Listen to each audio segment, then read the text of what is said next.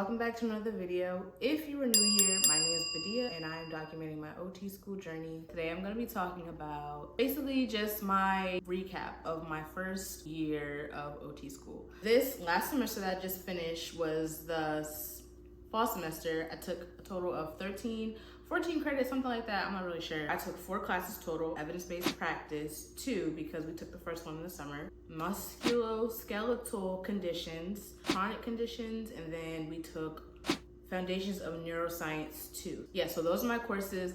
By the way, just putting it out there, your girl made straight A's yet again. I only make it a point to even mention it because I've never been a straight A student. I think I've made straight A's like one marking period in high school. For me to have made straight A's and keep my straight A's like throughout the whole year, for me is a big accomplishment. So that's like, honestly, that's the only reason that I feel like it's worth like celebrating. Evidence-based practice 2 was just like learning how to conduct, not learning how to conduct research, but learning how to do research. If we're out there in clinic and we have a client who has like a condition that you may not know a whole lot about or never heard of, and you want to learn what you would do for that person, we basically learned how to find research and how to determine basically if the research is good or not and if we should apply it to our practice. Musculoskeletal conditions was just what it sounds like. So we learned about a whole bunch of different conditions of the upper extremity. We learned how to like identify them, how to test for them. We did like provocative testing. We did PAMS. We did the PAMS lab. So PAMS, for those who don't know, is physical agent modalities.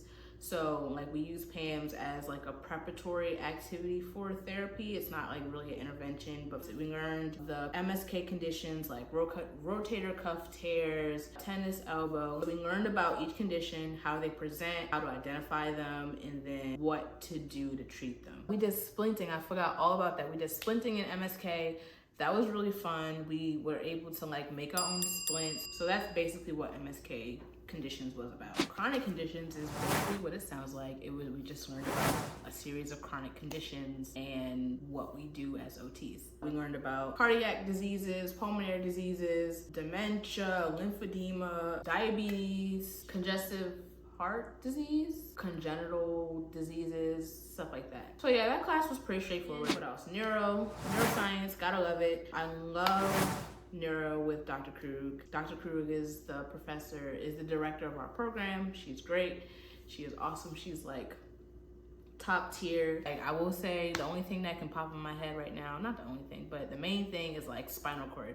Probably because that's the last thing we learned. Spinal cord injury has been like drilled into my brain. At first, it seemed really daunting and difficult, but the more like Dr. Krug did a really good job at repeating it over and over again. So that class went really well. Surprised I did pretty good on the final. So those were all my classes this past fall semester. So this semester, our cohort took over SOTA, which is the Student Occupational Therapy Association. I became the professional development chair, so I had to like do SOTA stuff, do school stuff. I had to do like something called CARFIT, which like stressed me out to like organize. I organized a guest speaker to come, Nancy Yamoa, who is also known as Lovely OT on Instagram. If you guys know about her, go follow her on Instagram. So I got her to come speak to my class, both cohorts, which was really cool. So yeah, I did that. Yeah, so some of the things that I've learned, and honestly, it's stuff that I already know for myself. It's like this research project really like humbled me a lot, because when you're a procrastinator, you continue to procrastinate because you do it well. So with this assignment, this research assignment, it really like humbled me because it was an assignment that needed way more time than I gave it. So I stayed up almost like till 4 o'clock in the morning trying to like work on this assignment, and then woke up really early working on it. And I was like rushing, I was stressing, like clock, and it's like down to the last couple of minutes. And we had to do the critical appraisal, we had to do a PowerPoint, we had to do an infograph. So I had to do all this stuff in this really short amount of time. And when I tell you, like, I was like down to the wire, like just typing away. My neck was like cramping up, probably from the stress. And Our school policy is that you get one free late assignment, and then everything after that is immediately, I think it's like automatically half off. So this assignment was worth 200 points, which is basically half of the whole class. I ended up turning it at 2 minutes late, but for some people that might not seem like a big deal, but for me it's like a huge deal. I hate turning in things late. I was like stressing that she was gonna count it late and like she was gonna take points off. I felt like I just could have did so much better on that assignment, and because I waited to the last minute, the quality of my work wasn't the best, and I just didn't feel really good about it. Honestly, I felt really terrible about it. That event truly humbled me, and like, I'm thankful that my professor is so gracious. She apparently put out something, she said that she wasn't going to accept anything past 12:30. So I didn't see that at the time. It would have been nice if I saw that at the time, then I wouldn't be freaking out. She was super gracious. She's like just super chill. Long story short, I can't do that no more. So what I learned is that I cannot procrastinate anymore. Another thing, staying organized. So one thing I implemented this semester, which I didn't do the first 2 semesters, was I organized all the information by weeks in my OneDrive or whatever it is. I just labeled like all the PowerPoints, week whatever, and then labeled it what it actually was, because I remember the first 2 semesters I would go back trying to look for things and trying to like figure out when we did what. It's just easier if I organizing my information that way, and then organizing my notes that way was really helpful. Honestly, overall, my first year OT school was really great. Like, I have no complaints about anything. I think it's going very well. I feel like I definitely know more about occupational therapy. So this first whole year was like foundation, information, and moving into the next year, I think it's gonna be a lot of application. Now that I'm thinking about it, like, I've learned a lot of different things. Super proud that I'm here, super proud that I've made it.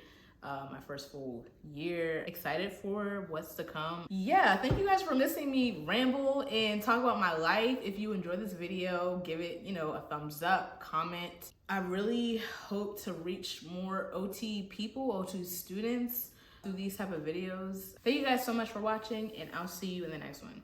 Ooh. How long are we doing this for? That's 5 to 10 minutes. Oh, seriously? Yeah.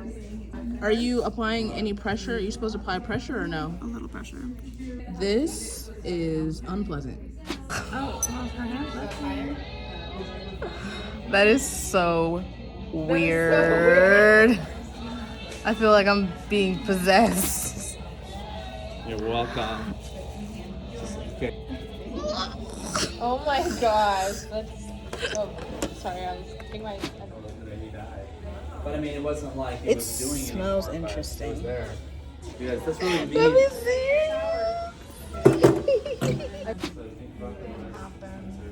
see. Heat packs. Moist heat. I don't like the word moist. How does that word make you feel? Alright. Oh, and then this is when I do the whole... I think you started with the scissors. Like, you kind of just like chop it. I almost cut my fingertip off just now. This is not what he taught us to do. Talking to the client.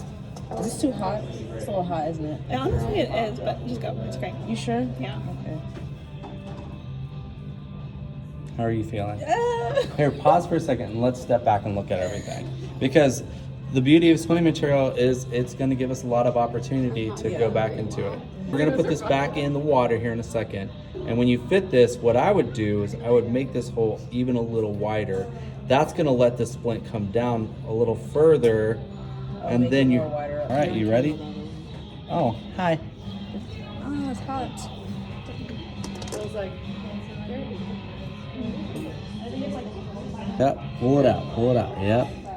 That's the hole, that's what you want. Okay, now you're ready. So put it on her thumb. All right, and now you're gonna work faster. Put your thumb in here like that. Like that. Now hold this, and now mold the rest of it. See that? So much easier. Awesome! Here's my creation. The biggest thing is a lot.